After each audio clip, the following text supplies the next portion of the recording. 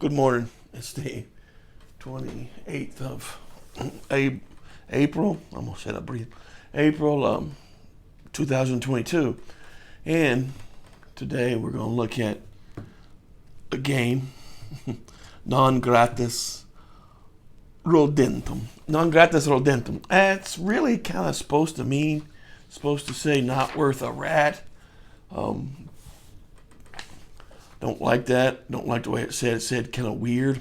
But it comes from the term non gratis annus rodentum from Vietnam, which was they used as not worth the rat's ass. And I don't like that translation either. But this is kind of, I don't know, a rigid translation. So who cares? It's a dead language, but except me. But anyways, it's a solitaire dungeon crawl inspired by the tunnel rats in Vietnam, and it's from Diceman Games.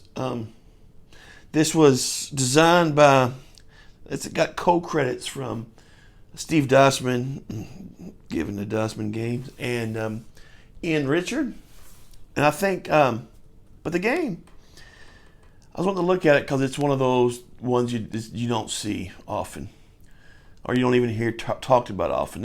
I got it off War Game Vault, the PDF. Get the PDF for under $5. I think it's like $4.79. I've had this for a few days. I've played it. And I thought it was pretty good, and that's why we're going to talk about it. There's no map. It's all going to be on sheets. You're going to write on sheets, right? You're going to do some mapping. You can do that on a piece of paper or on a sheet provided, okay? It says a solitaire dungeon crawl. That really does what it reminds you of. If you played something like Four Against Darkness or something like that, that sort of dungeon crawl mechanic is what we're dealing with here. It's a solitaire game, and it's worth a look. I printed it in black and white here, and most of it's black and white. The only things that aren't in black and white is here, Diceman Games, and then this border is like beige. Other than that, the rest of it's black and white. It's fine to print in black and white. You're good. And there's the translation, not worth a rat. It's a rigid translation. But beneath the battlefields of the Vietnam War, massive tunnel networks contain everything from living spaces and storage rooms to command headquarters. This is where the rats come in. Volunteers willing to go underground in search of valuable intelligence and systematically rigging the tunnel for destruction. But to do that, they must navigate the claustrophobic tunnels, disarm booby traps, evade dangerous wildlife, and defend themselves against live combatants. Can you bring your squad home alive? And we're going to look at the features here. Features. A solitaire dungeon crawl for including mechanics for campaign play. That's really the way to play it, and we'll talk about that. Build, equip, and grow a squad through both combat experience and mission rewards. Explore tunnels big and small using abstracted mapping method that build as you play. Use your wits and your luck to avoid booby traps and wild animals. Engage hostile VC troops in quick, dangerous shootouts. And so here it is. There's Steve Diceman and Ian Richard. That kind of cool historical images here. Kind of cool stuff. Table of contents. We really don't have much of a... All this stuff here is pretty good. I mean, but it really doesn't have something that I would call a... I guess there is a sequence of play, but it's kind of broken a little bit, and we'll talk about it. And we got building a squad, campaign rules, exploring the tunnels, and combat. Now, let me go ahead and say a lot of the decisions you're going to make in the building of your squad. You're going to be giving what I think they call them command points here. You're going to take those command points. I think you start out with 8 when you first start out, and you buy your squad, and you buy your equipment, right? Early on, you're just going to get members. And of course, if whether you're experienced or green, or you don't want green starting out, you don't want to start out with all green or private, right?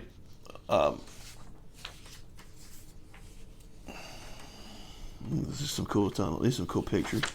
But you're building your squad.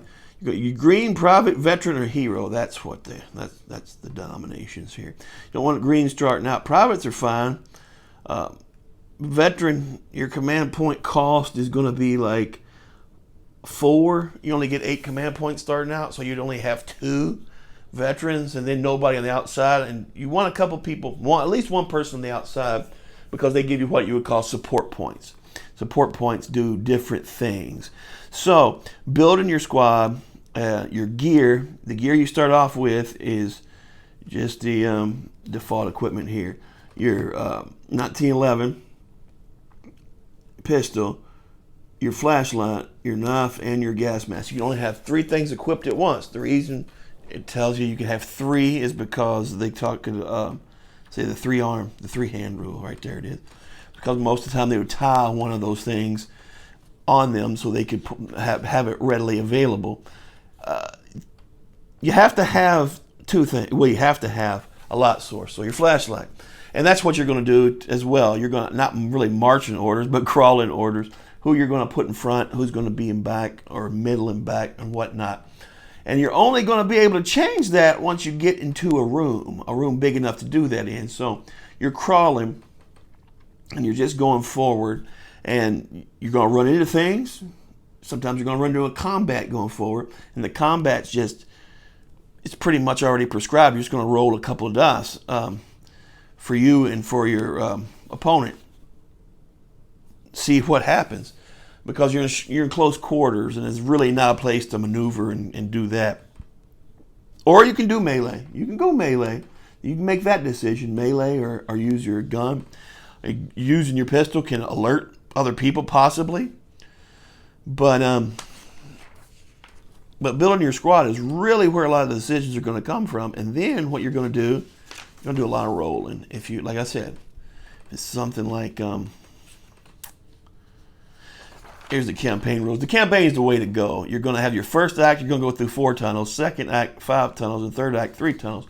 And what that's simulating is, the first act, the tunnels aren't going to be that hard. Maybe just 1-2 rooms, You're just going to find an entry in this one.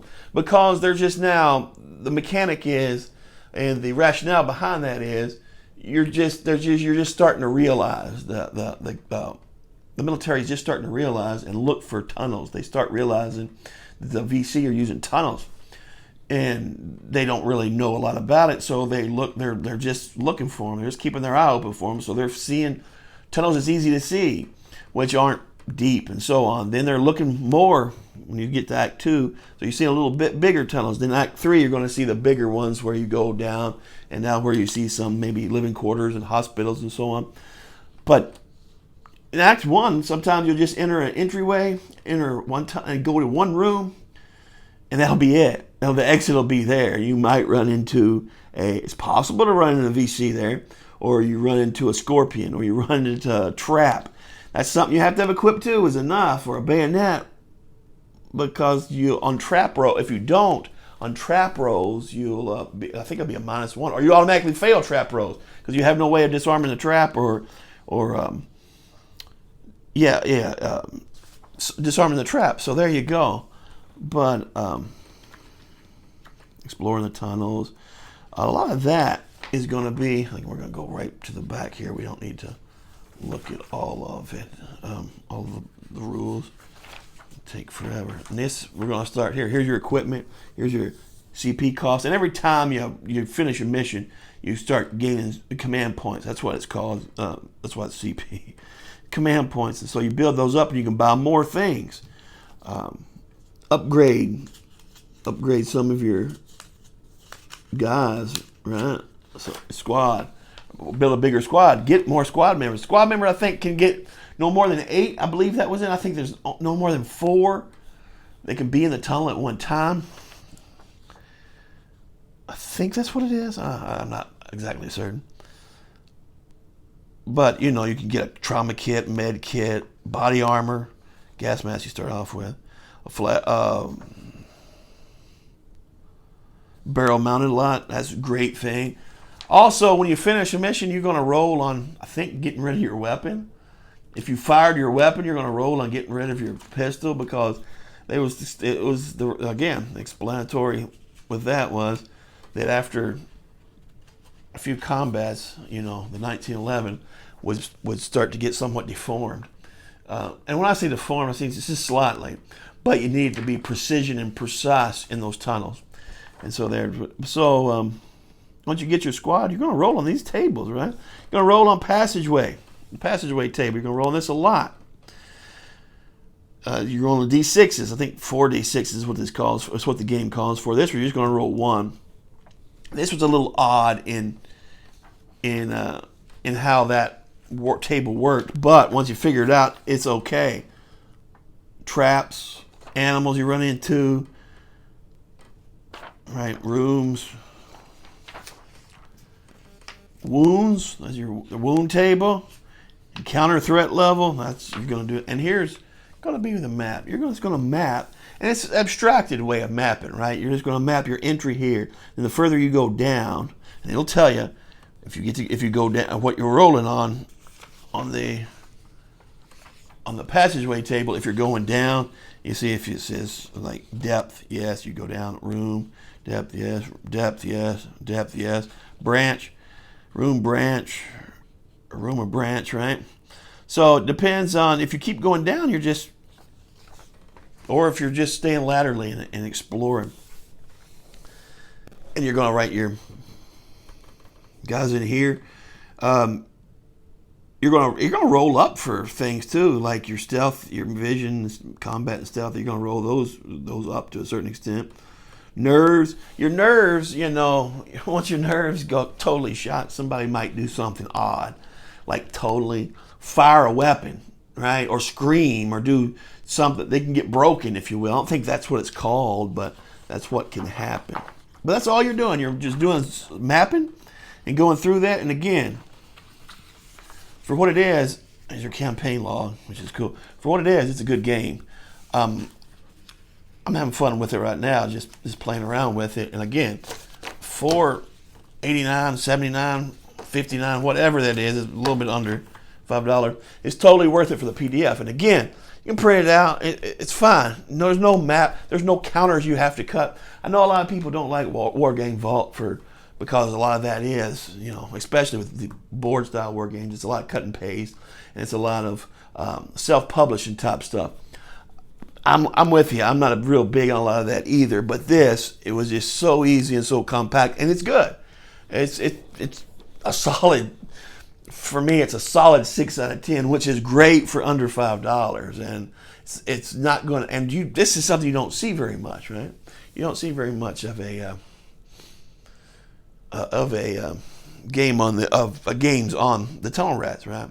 Which is, you learn a little bit about it too. And there are some ambiguities that I didn't like, but there's an expansion too. The expansion costed like $1.99, and it was the Gratus Rodentum Operator Pack 1, and again designed by Ian Richard, published by Diceman Games, and so yeah, that cleared up some of the ambiguities. But there it is, Gratus Rodentum. I recommend it for the price. You highly recommend it.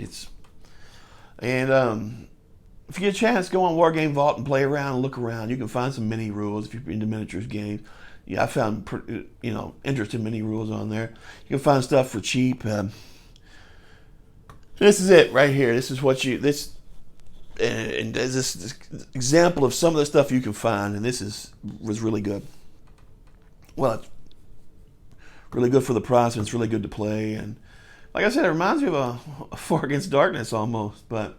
All right, that's enough. Enough of me talking. Y'all have a great morning. Be careful out there. Get home this afternoon. Everybody, be good. Talk to you soon. Bye-bye.